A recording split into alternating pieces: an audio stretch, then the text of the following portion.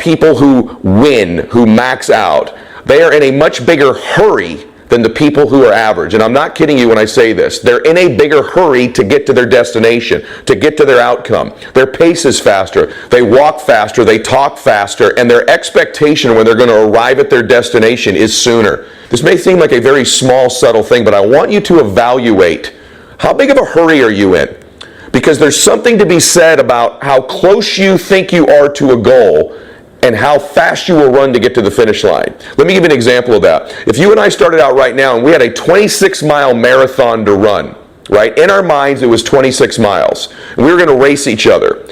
We would pace ourselves at a certain speed in order to maintain that speed because of the duration of the run. So if it was a marathon, we'd jog, wouldn't we, pretty slowly. You certainly wouldn't sprint 26 miles. And so because the destination, because the finish line is so far away, our pace or our hurry is limited based on how far away we think we are or when we'll arrive there. But if you and I were to run a 100-yard dash, would the pace be the same? Because the finish line is so much closer, we'd run full speed from the minute we took off, wouldn't we? Because of the proximity of how close the finish line is. The people that win in life don't necessarily have more vision than you. See, it's not a lack of vision always that means that you are going to lose. It's a lack of a type of vision, which is depth perception. You think you're further away from the outcome, and so you pace yourself like it, and you jog all the time throughout your life. The people that win may have a bigger vision, but they have accurate depth perception. They understand how close their goals are, how close their outcome is, and they're constantly in a sprint to get there throughout their day. That means consequently, they get started earlier and they finish later. They get up earlier. Throughout the day, they're in a bigger hurry to get to the places they need to be because the finish line in their mind is so much closer. I cannot emphasize this enough to you, is just the pace and the way time shrinks for elite performers compared to the average. I'm telling you, the average performer can say the same things, read the same books, have the same schedule, yet the person who is in a bigger hurry throughout the day ends up winning the day, winning the week, winning the month, winning the year, and winning the life. And so please evaluate your pace. You should be in a so much bigger hurry than everybody around you. You almost have people telling you to slow down a little bit. So that's number one, is you've got to be in a bigger hurry. The second thing is the way we begin our day. I'm going to tell you right now, either you're going to control your time or your time's going to control you. Either you are going to dictate the terms of your life or you're going to be somebody who reacts and responds throughout their life. This device right here can both speed up time in your life or it can slow it down. It's not always a speed tool. So one of the tips that I've covered before but not enough people implement that I promise you is a quality of max out performers that relates to their time is they control it. They do not react and respond. They dictate the terms of their life most of the time. And that means this: when you wake up in the morning, the greatest thing you could do for yourself is not touch or look at this device for 30 minutes to an hour after awakening. So that when you wake up, you take control of your time. You control the time. You control the beginning of the day. You get clear. You meditate. You pray. You stretch. You think. You go through a gratitude exercise. You control the first 30 minutes of your day. It sets a tone that I'm in charge of my time, not what enters this. If the first thing you do is grab this, this now dictates the term of your day. This controls my day. What hits this, what email, what text, what call hits this, what Instagram post hit this, this controls me. It controls my time. But if you can stay away from it for the first 30 minutes to an hour, you send a message to your brain, to yourself, that you control time, that this day is on your terms. And again, you stack up a day, a week, a month, a year, 5 years, of a lifetime of you controlling and dictating the terms of your life for just the first 30 minutes to an hour every day. It will revolutionize your life. It'll be very difficult to do for the first 30 days, but after 30 days, you'll never have the desire to do it again. You'll completely flip your life around. I'm not suggesting that all max out performers dictate every term. Of course I respond. Of course I react throughout my day. It's not the syntax or context of my day. I control my day. There are things throughout every day where we react and respond. There are conversations where someone says something to us. We clearly react and respond. But I'm the assessor of my life, not the assessee. I assess my life. I dictate the terms of my life. I'm not being assessed and I'm not being dictated to by other people all the time in my life. That's a huge separator in how people look at time for max out performers. The third thing is this. Why is a day only 24 hours? I mean, if the average people in the world, or the majority of people in the world, have a 24-hour day, why does that have to apply to you? Many years ago, I discovered, have you ever had a day where in 4 or 5 hours, you got more in the first 4 or 5 hours done or accomplished in your day than you had in a normal day? You ever have a 4 or 5 hour window, a 6 hour window, like you go, I've got so much done in these 6 hours, it's more than I get done in an average day. And what I found out was, max out elite performers, people that perform at the highest level, they get more done in a 6 hour window than most people get done in a day. And here's why. Most people measure a day by 24 hours. So I started to think. I was young in business. I was in my early 20s. And one of the things that was held against me by other people is you're too young to win. You don't have enough experience. You just haven't have enough days of experience of your life, enough days in business to win. And I thought, well, how can I fix that? And here's how you can fix that. And I've adopted this now for almost 30 years. I want the average people I compete against to think they have a 24-hour day. My days are 6 days long. So I want to teach you the concept of running mini days. My first day is from 6 a.m. to noon every day. That's a full day for me. So I try to get done a full day's work from 6 a.m. to noon because I no longer have a 24-hour day in my life. I have a 6-hour day. And so a day to me is that measure of time. It altered the complete direction of my life. It transformed who I am. So now from 6 a.m. to noon is a day. That's my first day. Every single week, 6 a.m. to noon, Monday morning.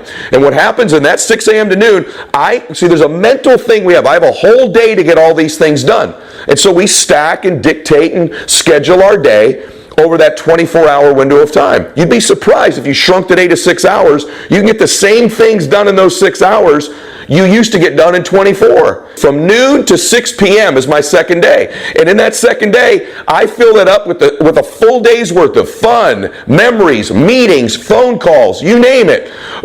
Meetings with my relationships in my life. In that 6-hour day, I pack out another day. From noon to 6 p.m., I fill that day up. And my third day is 6 p.m. to midnight. And in that 6 p.m. to midnight, same thing. My relationships, my meetings, my phone calls, my emails, the work I do is a third day. And so what happened was when I was in my early 20s, I went from having 3 days in the same window of time when the average person had 1. And I started to accomplish triple what the average person was accomplishing. Now, once again, you stack up 3 days in 24 hours over a week, a month, a year. In just 1 year, I end up with over 1,000 days, and I'm competing against people who only have 365. Think about the mind-blowing difference could be in your life if you ran mini days the rest of your life. I'm telling you right now that my days are 6 hours long. The amount of work you can get done, the amount of compounding that'll take place in your life, it's going to blow your mind. When you start looking at your schedule, day 1 is 6 a.m. to noon. Day 2 is noon to 6 p.m. Day 3 is 6 p.m. to midnight. Your whole existence is going to change. It'll be kind of fun in the beginning. You'll mess it up, but you stack up a week or 2 and you do that for a month. Imagine that in 1 month getting 90 days. Think about what would happen in your life if in a month you had 90 days and the rest of the world, the average in your life, imagine that for a second. The rest of the world only had 30. And you stack that up over a year or 3 years. How different would your life be? And I'm telling you, I'm an example of how different your life would be. I'm an example of what that productivity and compounding in your life can look like. More fun, more memories, more meetings, more encounters, more relationships, more experiences, more money, more achievement, more joy, more bliss. I'm creating opportunities constantly. So what I do is I shrink the finish line. So there's sprints all the time. And so because I only have a 6-hour day, I'm in a hurry throughout that day. I'm not jogging. I'm not walking. I'm in a big hurry. And you're going to be amazed at the transformation of your life. I may never give you a bigger gift than the concept of 6-hour days. I think I'm one of the only people you'll ever hear explain this to you, but I can tell you, I started to study these successful mentors, and my gosh, they get so much done before 9 o'clock in the morning. My gosh, by 1 o'clock they've accomplished so much, and the average person's just stretching, getting out of bed, done their first appointment or two. Especially you entrepreneurs out there, how critical this is, because when you're an employee, at least as an employee to some extent, they control your time. They dictate, you need to be here at 9 a.m., you can't leave until 5 p.m. And so although that's a nuisance, it helps you be more productive because they're paying you, they tell you when to be there. But what happens for most entrepreneurs, they don't realize when you become an entrepreneur, you've taken on 3 jobs, 4 jobs. It requires more time, but people start to relax. My time's mine, my time's free. I love the freedom of being an entrepreneur. There's the greatest fallacy in the world is that you are free as an entrepreneur. And as a matter of fact, you have more responsibility, more obligations, more accountability when you're an entrepreneur because there's no guaranteed money coming in. The biggest mistake, the biggest misnomer, the worst thinking you could have as an entrepreneur is that somehow you're free because you don't have a job. Just because you call yourself an entrepreneur, if you are one, doesn't make you free. In fact, it makes you less free. And so what will make you free is really being free, really getting financially independent, really having enough money that you would never need to work again, really having enough money that if you didn't want to take a meeting, you didn't have to. So stop deluding yourself into this false sense of freedom because you call yourself an entrepreneur. It's hilarious, and it's why you're losing.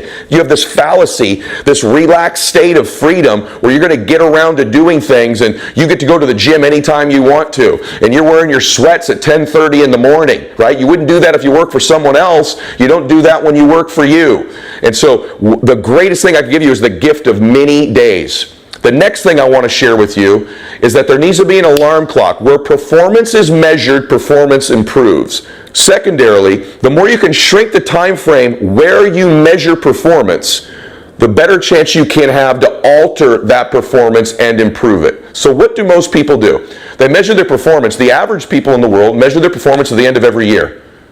New Year's Eve, right? They take an account of, here's my life. Here's what I accomplished. Here's what I didn't get done. And once a year, they take a look at themselves, they make an adjustment, and their performance improves. They measure their performance, they measure the results, and then they make an adjustment. So they adjust about once a year. Pretty good performers shrink the time frame. At the end of every month, most companies kind of do an inventory. Most people do an inventory. They look at their books. They look at the profit and loss. They look at their schedule, and they make an adjustment after they measure that performance at the end of the month. Really good people kind of get together on a Sunday night. If they're pretty good performers, once a week, they measure their performance, they make adjustments, and they move on weekly. And then there's really top-level performers, and they do it at the end of every day, don't they? At the end of every day, they sit back, they look at their calendar, they look at the results, and they measure the performance daily. Well, who do you think is going to do better? The person who measures it once a year, once a month, once a week, or once a day? We all know the better adjustments, they've shrunk the time frames down, they adjust, they get better, they improve daily. And then there's the max out 1% of 1% performers, and they have a clock that goes off every hour. Every hour in their head, an alarm goes off in my mind. It's sort of weird, but it works. I'm addicted to it now. About every hour, the top of every hour at 11 a.m., it's funny, my mind just knows, what did I do to move closer to my goals? What did I do to move closer to my outcomes? Have I achieved the things on my to-do list today? Have I achieved my biggest and baddest outcomes of the day? And every hour, did I move closer? Did I move closer? What adjustments do I need to make? What do I need to celebrate? What tweaks? What's been accomplished so far? An hourly alarm clock goes off in your head. If you can get to the point where you just begin to practice it, and maybe for now, you program this thing to go off every hour just to remind you, what did you get accomplished? And maybe when that hour goes off, you know what flashes on the screen? Your outcomes and your goals. Hourly, the alarm goes off. Hourly, the alarm goes off. It'll begin to train you to begin to measure the time frame of your performance every hour. Now let me ask you a question. There's a group of people that measure their performance. Their race, their marathon is once a year. Then there's those that do it once a month that make adjustments and measure where they are and increase effort. Then those that do it monthly, weekly, daily, hourly. I can tell you that I run many days and I measure my performance hourly. It will transform your life. You will become more productive in your family, in your personal relationships, in your faith, in your business, in your fitness, in your nutrition, in your money, in in every area. If just something goes off by the way, it's a 5-second just reminder. Am I moved closer to my outcome? If I move closer to my to-do list today, what adjustments do I need to make? You'll be reminded at that time of someone you forgot to call, an email you didn't return, a meeting you haven't asked for yet, but something you were supposed to eat, hydrate, whatever it is. If you can begin to have that alarm just go, it's just 5 seconds, it's just every hour, it's just 5 seconds. And I'll tell you, it happens to me constantly now. And I know that one of the reasons my life has improved is because I've shrunk the time frames down of where I measure my results, right? Where I recalibrate, where I course correct, where I make an adjustment, where I realize I'm behind or I've made a mistake, and I improve a performance. And so far, can you imagine if you started just being in a bigger hurry and you had perception correct about how close you really are to your goal? The difference in winning and losing is this much. It's like a veil. And when you remove that veil, you see, my gosh, I'm so much closer. I promise you, one of the things that you suffer from isn't just like a lack of vision and clarity. I wish you more clarity and more specificity in your vision, and I wish you more proximity, that you knew how much closer you were to achievement than you think you are. In fact, it's the fact that you think you're so far away from achieving these things that's causing them to constantly stay that far away from you, because you're not running fast enough towards them. You're not measuring them fast enough. You're killing your goals and your dreams by thinking they're so far away. It kills everything. If you knew how close you really were, you run so much faster. So if you altered that, if you altered the first 30 minutes to an hour of your day, and you just stopped letting yourself be a reactor, but you took control and became a dictator of your time. If you manipulated and bended time like I have, to where a day is 6 hours. Let the rest of the world think a day is 24 hours. And by the way, someone just made that crap up a long time ago. An hour of measurement, 24 hours is a day, 365 is a year. Someone just made that up and everybody's bought into it. Well, guess what? I've made mine up. My days are 6 hours long. I've just manipulated and changed time. It's a figment of our imagination is how time works. And what if an alarm could go off every hour in that mind of yours, in that heart of yours, just checking, just a wake-up call, just a wake-up, just an alarm. Hey, am I closer to my goals? Am I closer to my outcome? What adjustments do I make? What course corrections? What was achieved? What am I grateful for? It's just a 5 to 10 second reminder, and you're back off to the races again. If the earth spins around once, we call that a day. If the moon goes around us once, we call that a month. If we go around the sun once, we call that a year. It's just stuff people made up, right? And so time is a figment of our imagination, and if you'd use your imagination, imagine what you could accomplish if you shrunk the time frames down. The last thing I want to tell you about time is that the best people I know have a focus on the future and use their time in the present. They focus on the future and use their time in the present. Too many of you are focused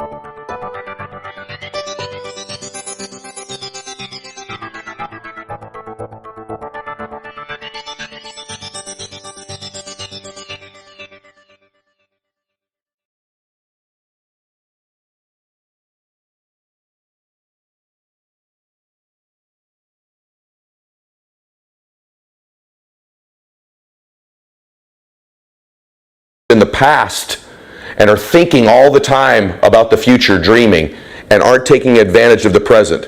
The present is a gift, and we need to treat it as such. The past is literally gone forever.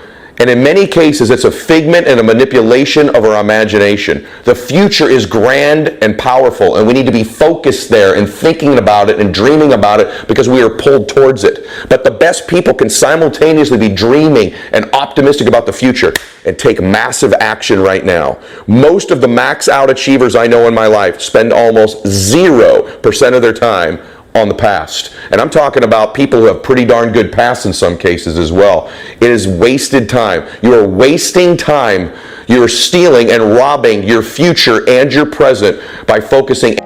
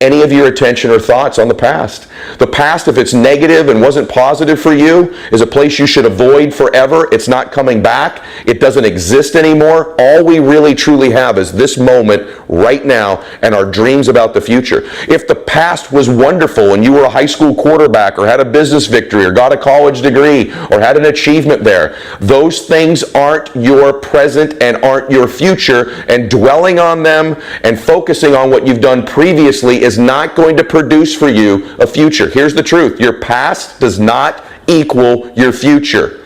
What will equal your future